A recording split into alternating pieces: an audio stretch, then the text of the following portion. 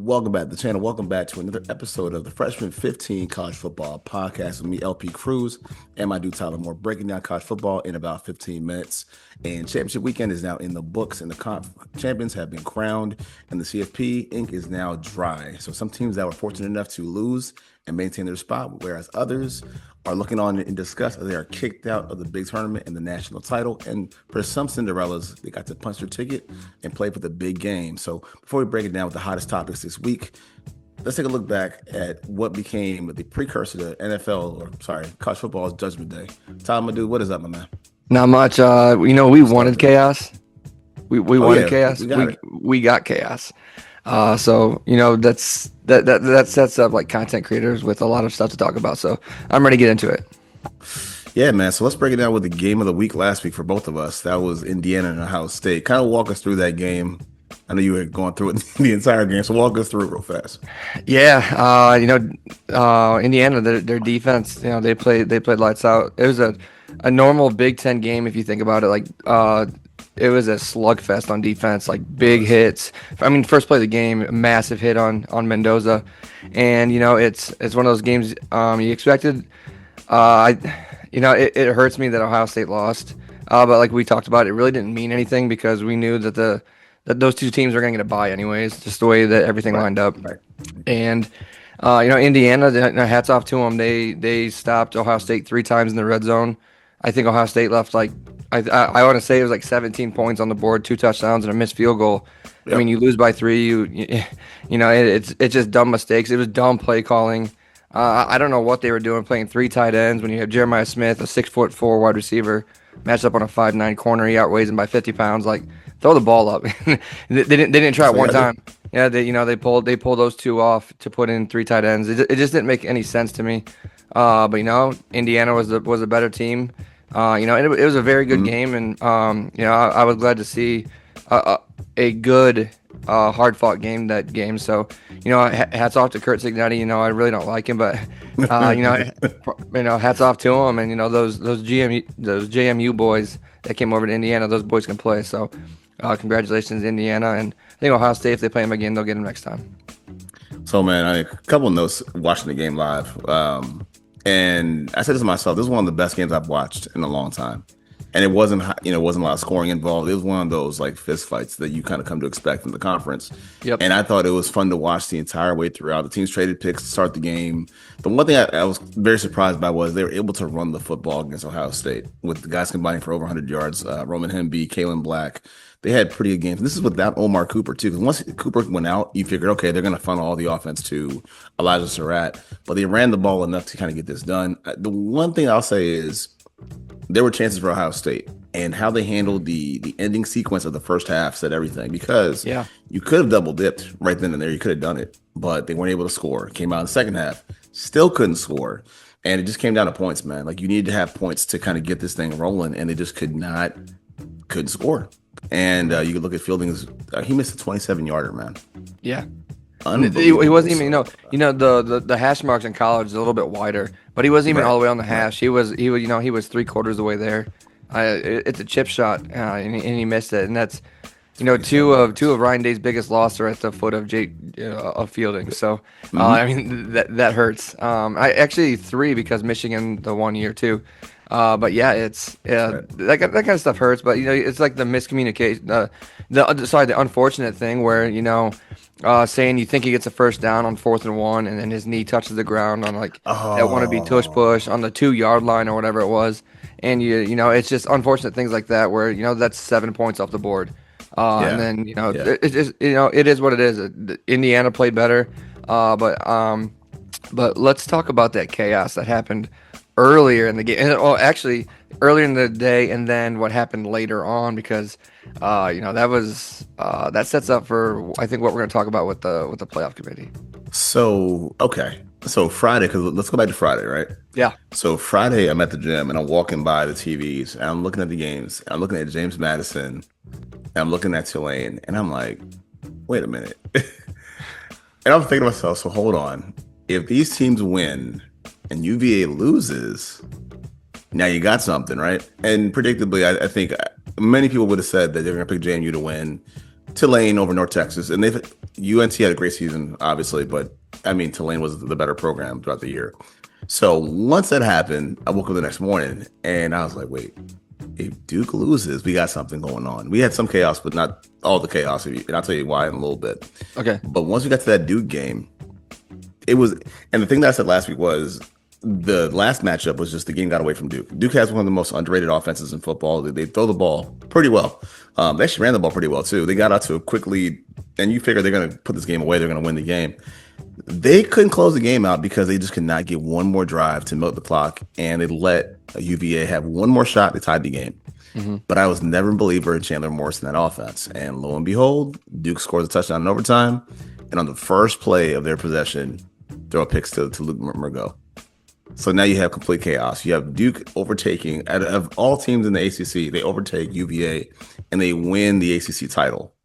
But what that now sets up, it sets the teams to go into the conference playoff. So you have Tulane goes in, which is crazy enough as it is. Yeah. James Madison is in, which is crazy enough as it is. Setting the stage of Tulane playing a game, hosting.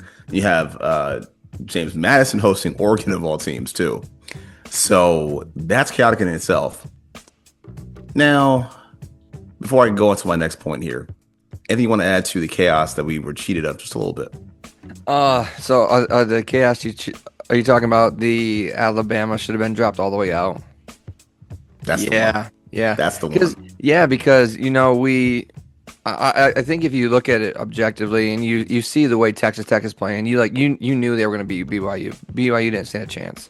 Mm-hmm. You know, they beat them by 21 early in the season, and they ended up beating them by just a little bit more in this championship game. Right. And BYU, you know, they tumble out, but Alabama gets blown out. They have -3 yards rushing the entire game.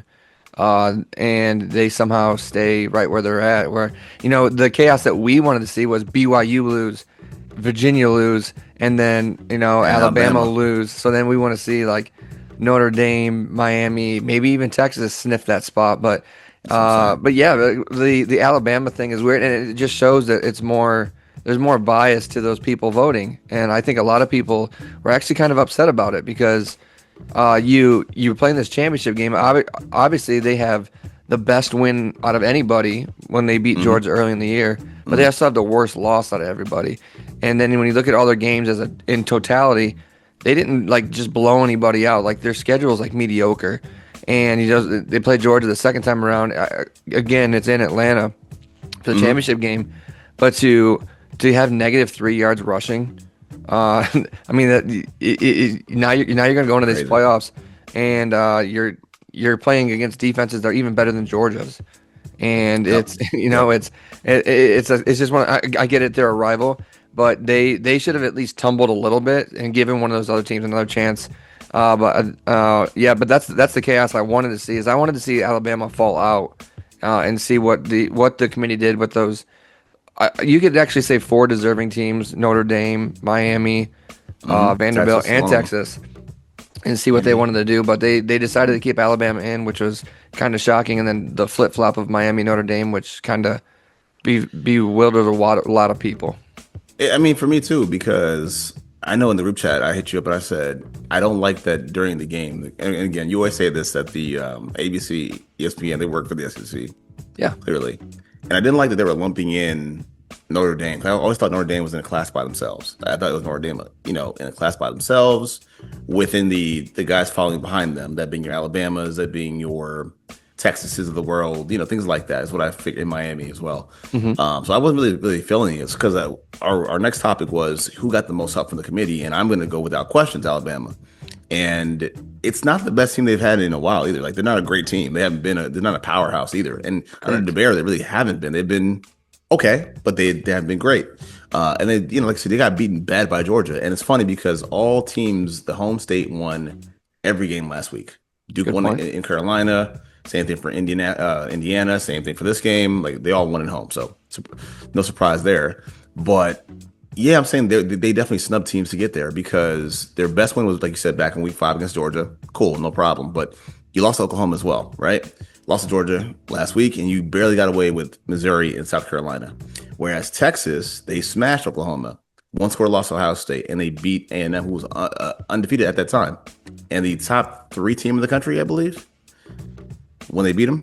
Yeah. So why not? And if you look at the point differentials here, Texas against these teams that are in the CFP, they have a +5 point differential when they played them.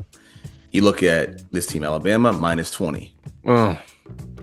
So by direct comparison, it just tell you that, hey, this team is not better than this team because they beat that team. I just think it sucks, man. I also feel bad for Notre Dame as well because they won 10 straight games.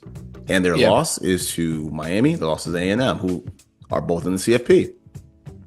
Yeah, what befuddled me was, those two teams didn't play, Miami, Notre Dame, and then they ended up flipping them on a week they didn't play.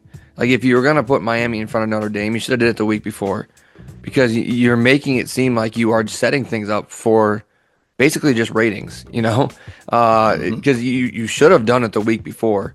But it's very odd to see that happen. Yeah, I mean, like you said, window dressing, but what is the excuse? Because neither of them played. You should have done it the week before, when both teams are fresh off a victory, where you can be like, okay, this team is like this team is like this. Let's flip flop them now. Those teams will stay set. The only teams that can possibly move are the ones that are on the brink, and then the ones in the championship games. Other than that, everyone else should stay put. You should be locked in. But it just doesn't make any sense. And then once again, it changes. It seems like every year for the past 10 years that they've done this, that the criteria is always changing, and then they need to get it nailed down, because you're losing a lot. I think you're losing a lot of college football fans by the way you're just like flipping everything around every single time and changing. There's no certain criteria that you're following. You're just going off on a whim every single year, every single week. Basically, we don't know what they're gonna do. It all goes back to that Q&A where she kind of said, let's just let everyone have fun. She pulled the whole Paul Abdul thing. Didn't want to hurt anybody's feelings, but you made a mess in the process. And that's kind of what it harkens back to, man. But also for Notre Dame as well. And they're going to have this debate for years and years and years. But for Notre Dame, I said a couple episodes ago, join a conference. Yeah. You don't like being screwed? Join a conference. And yes, while you have these historic matchups against these top programs every now and then, right? You play against Navy, you play against Tulane and Army. You're not going to really fatten up your resume playing against these teams. And I look, man, I love my dudes as I serve, but you're not going to get credential, get respect by playing the armed forces all the time. Correct. You can't play Northern Illinois and think it's going to be okay. Like, there's got to be more to this. And USC is not a great program now, so you're not going to get by off of that, right? So I think Notre Dame, and again, I like that they can kind of play anybody, be anywhere. That's a cool thing, but they're obviously holding this against them. They're holding them not being in a conference against them, as you could tell with the bias for Alabama. So it's just for them is that now they're smart enough to join the conference, or guess what? You're going to get screwed. So, I mean, which I think is still, all in all, it's kind of unfair to a team anyway, but them's the breaks, man. So, man up. I think there's 18 teams in the Big Ten. And so I think the logical thing would be Notre Dame to move into the Big Ten, because they're right there in the middle of Big Ten country. I mean, you're smack dab in the middle, but you don't want to make it uneven. So what I would do is you would take a team like Rutgers and move them into the ACC, because they're right there along the Atlantic coast, anyways. Yep. And then put Notre Dame in there, because Notre Dame playing against the ACC, they do it all year long. And play Miami. And that's their soft schedule. You're gonna have to get into one of these big schedules unless you're one of those powerhouse teams. Like, you think of those powerhouse teams in the ACC as like Miami, Florida State if they're up and down, Clemson. But if you really want to be serious about it, you have that talk. You say, hey, we want to join a conference. Join the Big Ten, kick Rutgers out, make them go to the ACC, let them play someone a little more like in their ballpark, and so that's what ultimately I would like to see. But yeah, they're gonna have to do something, because obviously their schedule, even with playing most of their games in ACC conference, just isn't enough. So yeah, they got to join a conference, and I think that's might hurt themselves. Is Notre Dame for not being in a conference, and everyone said since the playoffs started, hey, you guys need to get in a conference, and they just still haven't. So yeah, it's Notre Dame. Which is weird, because they played a conference for basketball. Correct. ACC, and they right? And that's one of the better basketball conferences. Yeah. I mean, Big Ten is great basketball too, but I mean, you play in the ACC, so that's Duke, right? Like you play against elite competition in that conference. So look, join the wave, make a choice, pick one, because again, playing against Northern Illinois is not going to help you so much. So you might as well just get with the ride. So Right. yeah, man, I mean that's crazy. Now so the next topic I have for you is which team that made the CFP out of these 12 teams, who is the most likely team to disappoint in your eyes? Oh man. You don't mind, so I know you don't mind. I'm gonna say A&M. I think A&M is gonna lose to Miami. Bam, Is that it? bam. Yep. Yeah. I think Bam. A&M is gonna lose to Miami. Um, I think Texas exposed. I think South Carolina exposed them. And then Texas showed it. And then I think Miami. I think their offense is too high flying. Marcel Reed's so up and down. I think Miami Yeah. goes in there and they beat Texas A&M. That would be my call right there. They're mine too. And I've kind of been staunch about this. I don't think that they're that great, just how they're constructed. And it's because of the quarterback, obviously. But when you look Yep. at them, you said it before, and I think they were exposed by a team that had great defense. Like once you played against this team with this defense that was not even at full strength, it exposed a lot about A&M and what I thought about them to begin with.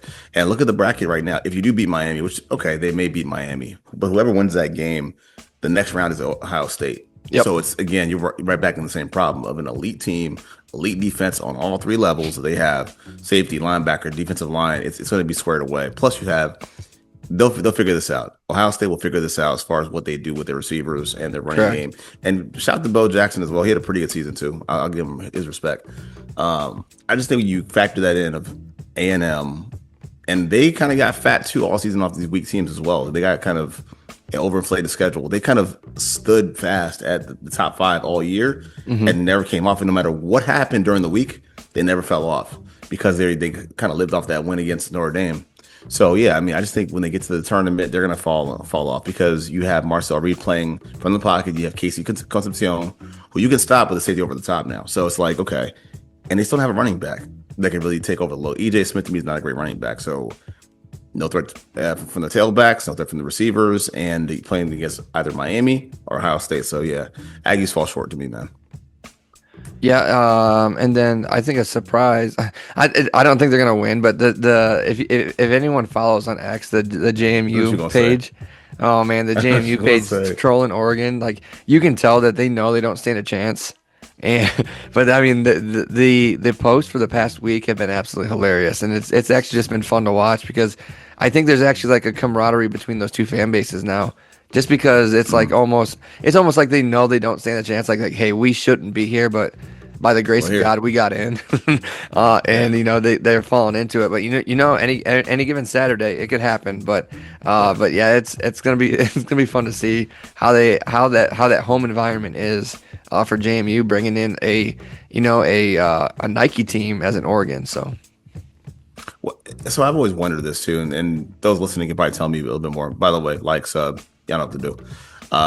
I wonder how that fan base travels Oregon because you're playing at the JMU. It's not a very big stadium, it's like 24,000 people there, pretty small venue, and I mean you can see it off the highway. It's not a big site or a big location, so I wonder what that's going to be like. However, I will say this though.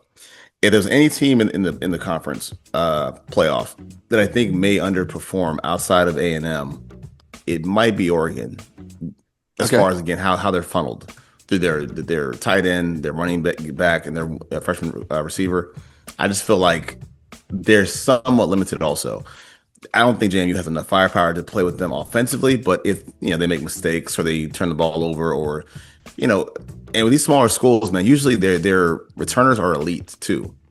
So you can have a play here or there or a block punt or something like that. I just feel like there may be a shot somewhere if Oregon throws the ball over themselves. Just curious. That's all. Just wondering.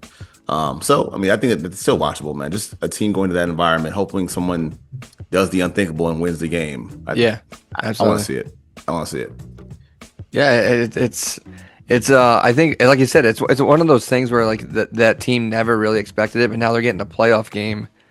Goodness, It man. in JMU where you're getting like one of the premier schools in the country coming there, so it's gonna be pretty fun there. Like I said, it's exciting just for that fan base to even say, hey, we're here. So props off to them. And if you win, man, you make it on to the next round.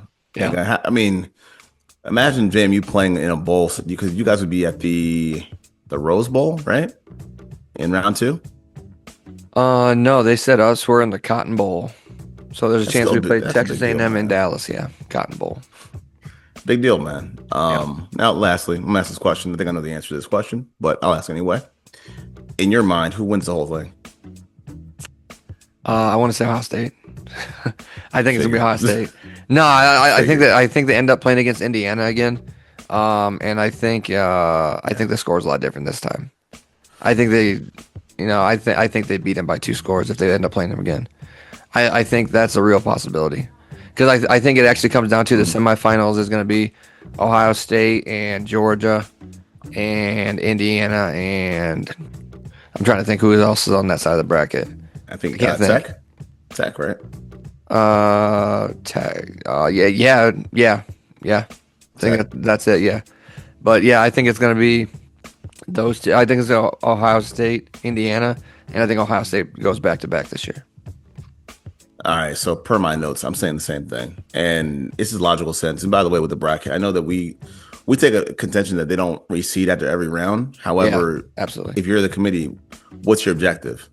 The two best teams playing each other in the last game of the season, and that seems about right to me, man. Because the way the bracket's set up is for this rematch of Ohio State and Indiana once again, and they've been the two best teams and most consistent teams all season long. These two programs, Yep. all the way throughout. And looking at the bracket, if you guys have Miami, you'll beat them because you can nullify Ruben Bain, right? You guys can handle Carson Beck. I'm pretty confident doing so. Even their receiver as well. Their I forget his name at the moment, but the freshman receiver. You guys can handle it. Yeah. Quick guy. You guys, yeah, super fast guy. Like you guys can handle that too. You guys have enough to counteract that. And then again, like you said, Georgia versus Alabama is probably going to happen too if things work out in their favor. But you guys have it all. I mean, you guys have everything. You guys have a great quarterback, a solid running game, a great defense, and the best receiver in the country. I don't think on the same field anyone can mess with you guys. And in the rematch, 2 scores. I'll say you guys by 10. 10. Yeah. Yep. But either way, man, I mean, still. And for Ryan Day, I think it's great too because Ryan Day has his back-to-back rings. And no, he didn't. And I guess as well with this, there's always the yeah, but with Ryan Day, right? There's the yeah, but we didn't beat Michigan. Yeah, but we didn't win the conference title. It's about winning the whole thing, man. So Right. it's something to keep looking forward to either way. So maybe next week you guys can actually pull off the next step. Yeah.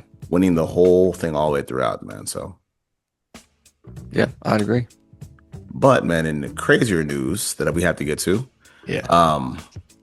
what is happening in Ann Arbor, man? Oh yeah, I knew we were gonna touch on this. This is what this is what I want to talk about. Yeah. We got to. Yeah, I mean the news came out. So there's this guy on Twitter or X, whatever you want to call it. His name is Darko State News. He's a Michigan State reporter. But his name is like Spyro. Like his like tagline is like Spyro, and he was reporting the stuff back in August. Like there's a scandal going on, and I don't believe that more stuff is over. And then it turns out like the middle of November is like when this stuff really started to happen, like really like hit fruition. AD knew about it, and all this stuff, and that night was a crazy 3 hours on Twitter. It was like all of a sudden I get this. I use the Score app, and all of a sudden it says Sharon Moore is fired for cause, and then he had sexual relations with a staffer. And then, they fired him because of that. And then next thing you know, it says he's arrested. It's like, what is going on? And it's just like, you talk about like down, but then like you find this guy's Twitter account and he's like, yeah, this stuff's been happening for a long time. He's been meeting up with recruits just to go find women. He's been, it is crazy. He said there's a lot more stuff that's still to come out. And, like pushing players out of the locker room early so he can do stuff in the locker room. It's like, dude, what is going on? But he's got a wife and 3 kids, and that's all screwed up. And now, they fired their AD, and because he knew about this stuff, I guess. And then everyone knows about like the arrest and what happened and stuff like that. I don't want to talk about that, but it's it's like now what do they do? Like all the players already signed. If you knew about this, you should have That's a done major something disservice, before, because man. now you Yeah. might lose some of these guys, because I think they already lost a 4-star tight end, hitter. I think that's his name. Their 5-star running back Hmm. that just committed. Like, what if he leaves? Well, That's what right. if all these? And now this opens up for like a Bryce Underwood, like their star quarterback. You can go to LSU or wherever he originally wanted to go now, and all these places. Are you going to lose these players because your coach has no integrity? The whole coaching tree from the previous coaches doesn't have any integrity. There's I like agree. I they agree. in the past 5 years they've had 9 arrests, or 9 people released, like 7 arrests from those two coaching trees. And it's like, what is going on? And it makes me smile, because See, there it is. yeah, because There it it's is. just like this downward spiral. And you think about like all the times Ohio State's coaches were drugged. Like, Jim Tressel was drugged for his players getting Tattoos and stuff tattoos. like that. Yeah, I Yeah. mean that's absolutely insane. And then you have Michigan doing back-to-back scandals, the biggest scandals in the country, the biggest scandals in college football.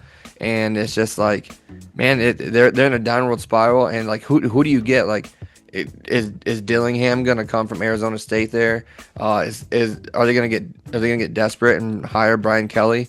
I mean, you don't know, but I think that program is Nah. is definitely spiraling out of control. But they gotta hire an AD first. Would be my thing, and then you Right. gotta figure out your Right. coaches afterwards, because you got bowl season and then another transfer window coming up. So it could be really exciting or really bad here in Ann Arbor, and I I'm think here it's both for for you, isn't it? It's it. both. Yeah, yeah, So, all right, and I've gotten very little. Basically, all I know about this is through you in the group chat. yeah. Because when the news came out, I mean, I know you two flags everything that we say off the color, but um, essentially, you have a situation where a coach is using his power, his status at the university, to make it his own private playhouse, Yeah. essentially, and you Yeah. have a coach who's a married man with 3 kids acting a mess on campus. Now, granted, I've always thought this when they got busted for the whole spying scandal, stuff like that, it felt light to me. The punishment felt light because the former coach dipped out, went to the NFL. And I never thought that Sharon Moore, this is not hindsight to me. I never thought he was a strong replacement for him anyway. Correct. The program was so stacked anyway. They had all these prospects anyway. They're going to succeed anyway. They're a business that runs in the black. Basically, they're so profitable that they can't go down either way. It's like a McDonald's. Hmm. But his food sucks. Okay.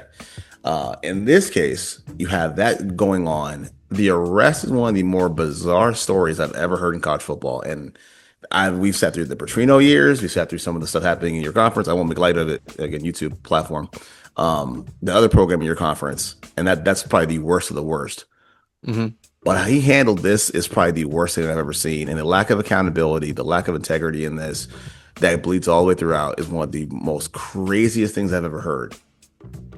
And what's sad about it is he's only 39 years old. Yeah. Yeah. Life ruined. I don't see him because of how publicized this is and because of what he said to his mistress, if you will, Yeah. and what he did as far as going into her house afterwards and throwing the blame at her. I don't know how you can even bring this guy back into a college program. It doesn't Right. matter what capacity. Not coordinator, not, I mean, because the Nothing. reality is, man, these guys that are on the lower levels of these staffs, they're the ones that do the home visits. You don't want that guy in your house. You don't want that guy Right. talking to your kid. You don't want him, a guy that's using that to essentially, I don't want to say it, but essentially traffic ladies to these kids. Yeah. That's not gonna fly, man. And Right. I think yeah, he ruined himself, man. Yeah. As far as the next guy goes, and this is the mighty have fallen 2025, man. We have LSU, we have Penn State's fallen down this year, and so many other programs, so many other movements. But this is a big one. As far as who comes in next, they're not going young, dude. They're not going to go with a young person. This is not going to Yeah. happen. You can't entrust your program to that. With all these things happening, man, all these the arrests. I forgot about the thing with Mozzie Smith that resurfaced this week as well. Yeah. They're not going with a guy. They're not going with a player's coach anymore. They have to go in and drop the hammer. They have to go in, get an authoritarian in that building once again, and just go from that. And it is what it is. Yeah. Crazy week in college football, man. Yeah, I mean, Crazy week. it's sad that the whole situation happens, but it's it the you know it's I mean I guess I don't even really know what to say because it's his own fault.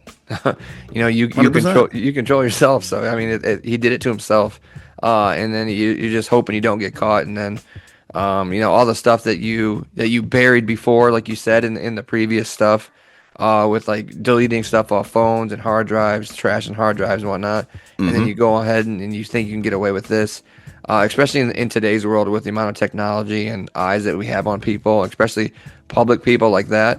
It's Mm-hmm. not gonna fly. So, he did it to himself. But they, like you said, they have to bring in an authoritarian person, and it's got to be someone that's gonna like make that program a rock right away. Because if they don't, Mm-hmm. you're talking like 3, 4, 5 years before they're even relevant again.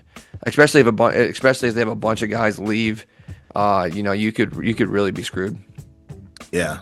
And I don't know who fits that bill. I don't know what kind of character fits that bill. Right. It the first name that I would think of, honestly, that has great character, great reputation in college football, but is not hot and could be at least an interim to hire. I keep thinking of David Shaw. Okay. Just again, character, has worked in the blue blood program as far as ethics and standards, right? Like that's the guy I'm thinking of, David Shaw. They're not going to be great, but he's available. He's on the Texans staff, I believe, if I'm not Okay. mistaken. Or the Lions, I think.